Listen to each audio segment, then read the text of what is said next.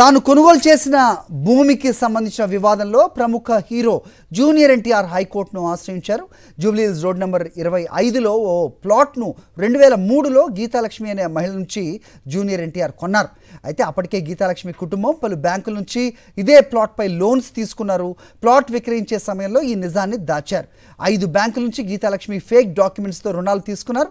ప్రాపర్టీని స్వాధీనం చేసుకునేందుకు బ్యాంక్ మేనేజర్లు ప్రయత్నించగా వారిపై జూనియర్ ఎన్టీఆర్ పోలీసులకు ఫిర్యాదు చేశారు. ఇదే వ్యవహారంలో 2019లో పోలీసులు ఛార్జ్ షీట్ కూడా దాఖలు చేశారు. తాజాగా డిఆర్టీలో జూనియర్ ఎన్టీఆర్కు వ్యతిరేకంగా ఆర్డర్ రావడంతో హైకోర్టులో పిటిషన్ వేశారు. ఆయన జూన్ 6న విచారణ చేపడతామని హైకోర్టు తెలిపినట్టుగా సమాచారం. ఇది అంశానికి సంబంధించి మరిన్ని అప్డేట్స్ మా కరెస్పాండెంట్ వాసును అడిగి తెలుసుకుందాం. వాసు, ప్రస్తుతం జూనియర్ ఎన్టీఆర్ బాధితుడిగా ఉన్నట్టయితే చూస్తున్నట్టు తెలుస్తోంది. సో ఏం జరుగుతోంది, అప్డేట్ చెప్పండి.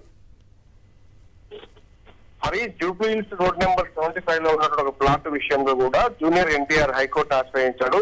2003లో గీతాలక్ష్మి అనేటువంటి వ్యక్తి నుండి కొనుగోలు చేసినటువంటి ప్లాట్ కు సంబంధించి కూడా ప్రస్తుతం ఈ కేసు కొనసాగుతుంది. ఎందుకంటే పలు బ్యాంకుల్లో కూడా జూనియర్ ఎన్టీఆర్ కు అమ్మే సమయంలో మార్టిగేషన్ లోన్ ఉన్నట్టుగా తెలపకుండా అమ్మినటువంటి నేపథ్యం. కేవలం ఒక బ్యాంకులో మాత్రమే లోన్ ఉందని చెప్పింది. కానీ తీరా కొన్న తర్వాత కూడా 2003 నుంచి ఇప్పటి వరకు కూడా కొన్ని బ్యాంకర్స్ ఆ ప్లాట్ స్వాధీనం చేసిన ప్రయత్నాలు సాగిస్తా ఉన్నాయి. దీనికి సంబంధించి కోర్టులో కూడా డిఆర్టీలో కూడా పిటిషన్ వేసిన నేపథ్యం కనిపిస్తోంది. ఇదే సందర్భంలో జూనియర్ ఎన్టీఆర్ జూబ్లీహిల్స్ పోలీసులు ఆశ్రయించాడు. ఎందుకంటే ఒక బ్యాంక్ చెన్నైలో ఉన్నటువంటి బ్యాంకు సంబంధించి మార్టిగేషన్ లోన్ డబ్బులన్నీ చెల్లించి డాక్యుమెంట్ తెచ్చుకొని కూడా రిజిస్ట్రేషన్ చేస్తున్నాడు. కానీ గీతాలక్ష్మి కుటుంబ సభ్యులు మిగతా బ్యాంకుల్లో ఉన్నటువంటి లోన్ విషయాన్ని దాచిన నేపథ్యంలో కూడా ఆ బ్యాంకర్స్ ఆ ప్లాట్ ను స్వాధీనం చేసిన ప్రయత్నంలో భాగంగా జూనియర్ ఎన్టీఆర్ పై కూడా పలు సందర్భాల్లో వాళ్ళు కోర్టు ఆశ్రయించారు. ఈ నేపథ్యంలో 2003 నుంచి ప్లాట్ ఓనర్ గా ఉన్నటువంటి తారక్ సంబంధించి కూడా పలు సందర్భాల్లో కూడా కోర్టులో పిటిషన్ దాఖలు చేశారు. రీసెంట్ గా డిఆర్టీలో కూడా జూనియర్ ఎన్టీఆర్ వ్యతిరేకంగా ఆర్డర్ వచ్చిన నేపథ్యంలో కూడా ప్రస్తుతమైన హైకోర్టు ఆశ్రయించారు. ఏదైతే జూన్ 3 లోపు కూడా డిఆర్టీ ఆర్డర్ ఏదైతే ఉందో అది హైకోర్టులో సబ్మిట్ చేయాలని హైకోర్టు ఆదేశించింది. జూన్ 6న తదుపరి విచారణ చేపడతామని మాత్రం హైకోర్టు ఆదేశాలు జారీ చేసింది.